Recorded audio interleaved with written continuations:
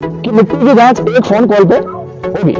आपको फोन करना है और आपको इन्हें बताना है कि हमें अपने खेत की मिट्टी जांच कराना है। कहावत आपने सुनी होगी, इत्थम राष्ट्राय इत्थम नमः, अर्थात हमारा और आपका जीवन राष्ट्र के लिए है, केवल स्वयं के लिए नहीं है। स्वयं के लिए तो है लेकिन केवल स्वयं के लिए नहीं।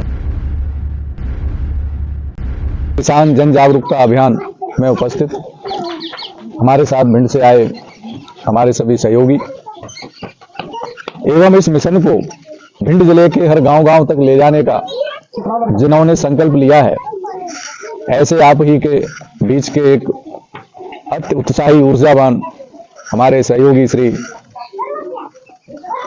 देवेंद्र कुशवाहा जी बहुत ही एनर्जेटिक और ऑनेस्टली काम करने वाले व्यक्ति हैं। किसी भी गांव में, तहसील में या जिले में या देश में कोई भी एक व्यक्ति जब किसी मिशन को लेकर खड़ा हो जाता है तो हजारों लाखों करोड़ लोग उसके साथ चल पड़ते हैं। ऐसा एक व्यक्ति होना चाहिए जिसके मन में दूरदृष्टि हो, अपने भले की भावना भी हो, समाज और राष्ट्र के भले की भावना भी हो। एक कहावत आपने सुनी होगी, इत्थम राष्ट्राय इत्थम नमः, अर्थात हमारा और आपका जीवन राष्ट्र के लिए है, केवल स्वयं के लिए नहीं है। स्वयं के लिए तो है लेकिन केवल स्वयं के लिए नहीं है। हमारा और आपका सबका जीवन राष्ट्र को समर्पित होना चाहिए। कोई भी काम आप करते हैं, चाहे आप खेती करते हैं, चाहे आप सर्विस करते हैं, चाहे आप व्यापार करते हैं, उसमें कहीं ना कहीं राष्ट्र होना चाहिए।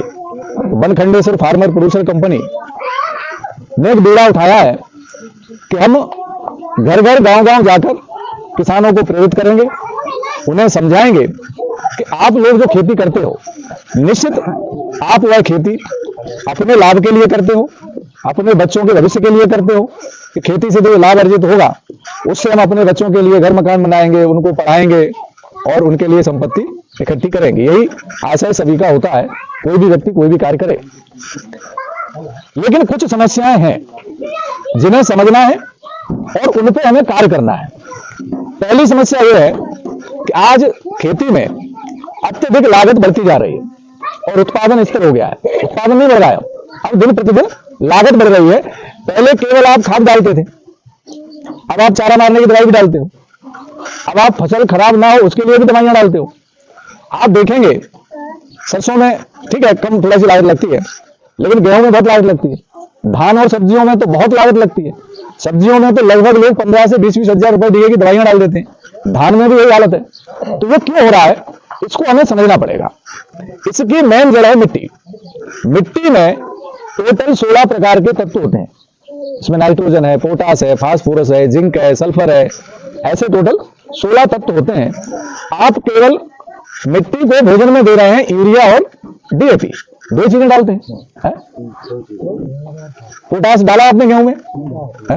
आपने सरसों में सल्फर डाला क्योंकि आपको जानकारी नहीं है। मैं एक उदाहरण देता हूं।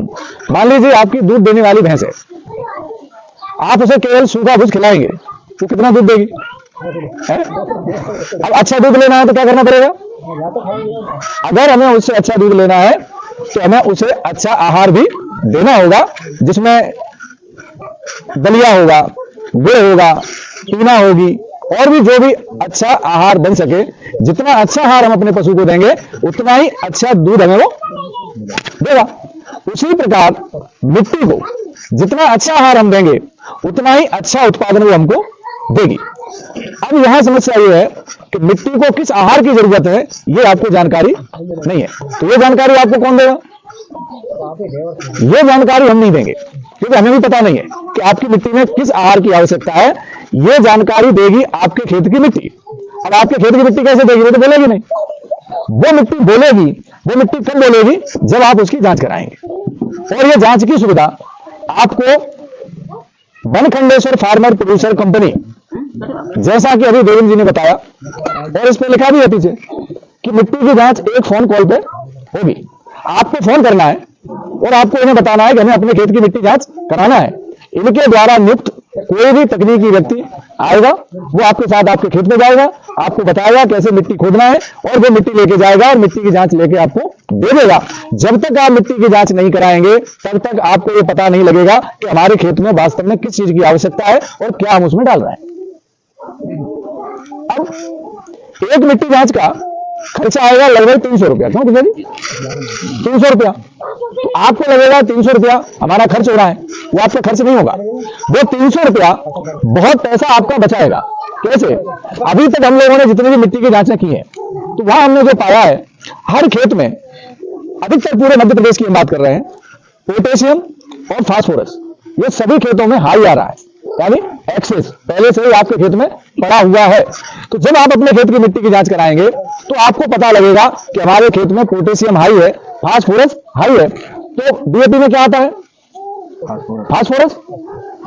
तो यदि आपके खेत में फास्फोरस की मात्रा अधिक है तो अभी जो आप 1 बीघे में 1 बोरी डाल रहे हैं, वो आपको हो सकता है आधी ही बोरी डालना पड़े। तो आधी बोरी आपका डीएपी कम हुआ तो कितना पैसा कम हुआ आपका? 700 रुपया। जांच में कितना लगा आपका? तो खर्च हुआ कि फायदा हुआ? 400 रुपए का फायदा हुआ ना।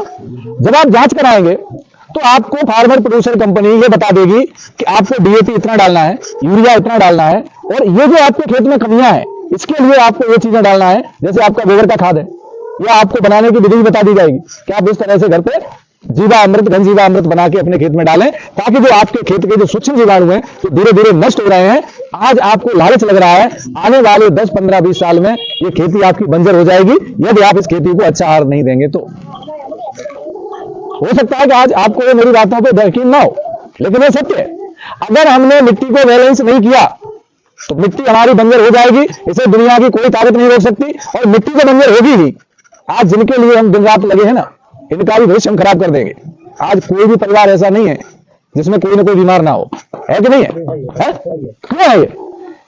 स्वास्थ्य का संबंध सीधा भोजन से है। कोई दुनिया की दवाई आपको ठीक नहीं कर सकती। अगर आप अच्छा भोजन नहीं खाएंगे, आप संसार में किसी डॉक्टर के पास चले जाना, आपको कोई ठीक नहीं करेगा। यदि आप भोजन अच्छा करते हैं तो आपको दुनिया के किसी डॉक्टर की जरूरत नहीं है। आपका आहार ही आपका दवा है। दवा आहार नहीं मिल सकती, लेकिन अच्छा आहार दवा बन सकता है। तो हम किसके लिए कर रहे हैं मेहनत? ये घर, मकान, दुकान, जमीन, जायदाद अपने बच्चों के लिए, इन्हीं के लिए तो कर रहे हैं। आपने इनको अच्छा 3 मंजिल का मकान तो बना के दे दिया, हो सकता है कि आप 2-4 बीघे जमीन भी खरीद लो, गांव की जगह आप भिंड में मकान बना लो, ग्वालियर में मकान बना लो। भगवान न करे जिनके लिए हमने ये सारा जोड़ा और उसको कैंसर हो गया, हंसने वाली बात नहीं है। और हो सकता है मेरे कुछ शब्द आपको अच्छे न लगे, क्योंकि सही शब्द अच्छे नहीं लगते हैं। आज आप ग्वालियर कैंसर हॉस्पिटल में जाके देखो, आपकी बुद्धि चकरा जाएगी। लोग बैठे हैं, इतनी भीड़ लगती है वहां कि 4-4, 5-5 घंटे में नंबर आता है। आप किसी भी हॉस्पिटल में चले जाओ, सारे हॉस्पिटल भरे पड़े हैं। क्यों? हमारा आहार खराब हो गया है। इस आहार को सुधारने का काम आपका है। हम तो 1 बार 2 बार आके आपको समझा सकते हैं, मानना ना मानना ये पूर्ण रूप से आपके ऊपर निर्भर है। लेकिन अगर सही बात है तो मानने में कोई अर्ज नहीं है। तो पहला काम आपको ये करना है कि अपनी मिट्टी को ठीक करना है। वो मिट्टी एकदम ठीक नहीं होगी, एक सीजन में, 1 साल में ठीक नहीं होगी, क्योंकि वर्षों से हमने उसको खराब किया है। तो वो ठीक होने में भी थोड़ा सा वक्त लगेगा, 2-4 साल का वक्त लगेगा। क्योंकि आज से अगर हम आपको कहें कि आप रासायनिक बंद कर दो तो आपका उत्पादन घट जाएगा, कल आप हमें यहाँ बिठाओगे भी नहीं। तो हम ये कह रहे हैं कि आप खाद डालो, लेकिन आवश्यकता अनुसार डालो। अगर किसी व्यक्ति को भूख लगी है और हम केवल जबरदस्ती पानी पानी पिलाते जाएंगे तो क्या होगा? उसका स्वास्थ्य खराब होगा। वैसे ही मिट्टी को जिस चीज की आवश्यकता है वही देना है। इसके लिए मिट्टी की जांच कराएं, और इनके पास ऐसी मशीन है जो मात्र 5 मिनट में, आपको ज्यादा समय नहीं लगेगा, मात्र 5 मिनट में आप मिट्टी लेके जाओगे, 5 मिनट आप बैठोगे, जब तक आपको देवेंद्र जी चाय पिलाएंगे तब तक मिट्टी की जांच होकर रिपोर्ट आपको मिल जाएगी। और जांच के साथ आपको एक फर्टिलाइजर रिकमेंडेशन रिपोर्ट भी मिल जाएगी कि ये आपकी मिट्टी की जांच है, ये इसमें कमी है, और ये खाद आपको इतनी इतनी मात्रा में और इतने इतने समय पर डालना है। ये बहुत बड़ा काम देवेंद्र जी आपके लिए लेके आए। तो कराएंगे आप लोग मिट्टी जांच है, सभी लोग, ये बहुत जरूरी है। आपको लगातार 2-3 साल तक मिट्टी की जांच कराना है, जब तक हमारे खेत का स्वास्थ्य ठीक नहीं हो जाता है। साल में 1 बार अभी करा लो, फिर अगले साल इसलिए कराओ कि हमने पिछले साल जांच कराई थी, उस समय और आज के समय में क्या फर्क हुआ है हमारे खेत में, किन चीजों की बढ़ोतरी हुई और कौन सी चीजें कम हुई। तो सबसे पहला काम आपको मिट्टी की जांच कराना है। अब आता है दूसरा सवाल कि महंगाई बढ़ती जा रही है।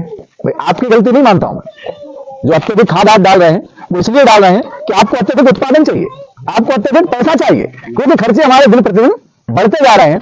तो खर्चों के लिए थोड़ा सा हमें पुरानी पद्धति पे जाना चाहिए। पहले पशु, कृषि और बगीचे ये तीनों बैलेंस में थे, हैं? तो लोग खुशहाल थे। भले आज पक्के मकान बन गए, खुशी नहीं है किसी के जीवन में। उस समय मकान कच्चे थे, लेकिन सबके जीवन में खुशहाली थी। पैसा थोड़ा कम था, लेकिन चेहरे पे मुस्कुराहट थी। आज सबके देखो चेहरे ऐसे लगते हैं चुसे हुए आम जैसे, सब टेंशन में है, सब टेंशन में है। देखिए पहली बात तो जीवन टेंशन में मत जियो। ये हम और आप सब यहाँ हम सब मालिक बन गए, यहाँ मालिक कोई है नहीं। ठीक है, हमने क्या ओढ़ लिया है, हम मालिक हैं। ये जमीन हमारी है ऐसा कह के जाने कितने चले गए, ये जमीन हमारी है ऐसा कह के बहुत सारे चले गए, और हम आपको भी जाना है। ईश्वर ने इस प्रकृति पे हमको भेजा है अपना पालन पोषण करने के लिए, अपने परिवार का पालन पोषण करने के लिए, और अपने राष्ट्र के हित में काम करने के लिए। राष्ट्र हित में काम आप कैसे करेंगे? आप अच्छा उत्पादन जब देंगे तो जो भी उसको खाएगा वो स्वस्थ होगा, स्वस्थ होगा तो वो ज्यादा मेहनत करेगा, ज्यादा मेहनत करेगा तो कहीं ना कहीं राष्ट्र हित में हम लोग काम करेंगे। आपको अपनी आय बढ़ाने के लिए खेती में आपको 3 प्रकार की खेती करना चाहिए: अनाज, सब्जियां और फल। सब्जियां कितने लोग लगाते हैं आप में से? सब्जियां लगाते हैं तो मैं मानता हूं आप बहुत अच्छे लोग हैं। मैं तो बहुत जाता हूं गांव में, सब्जियां भी लगाते लोग, बहुत अच्छी बात है। फल लगाते हैं कम है। आप लोग सब्जी की खेती करते हैं, खाने के लिए लगाते हैं, व्यापार के लिए भी बहुत अच्छी बात। आप फल भी लगाइए। जिन खेतों में आप सब्जियां लगाते हैं उन खेतों में 15 से 18 फुट की दूरी पे आप पौधे लगा दीजिए, कोई भी जो आपको उचित लगे। अमरूद है, नींबू है, कटहल है, संतरा है, नाशपाती है, अब तो गर्मी के सेब भी लगने लगे हैं। जो भी आपको अच्छा लगे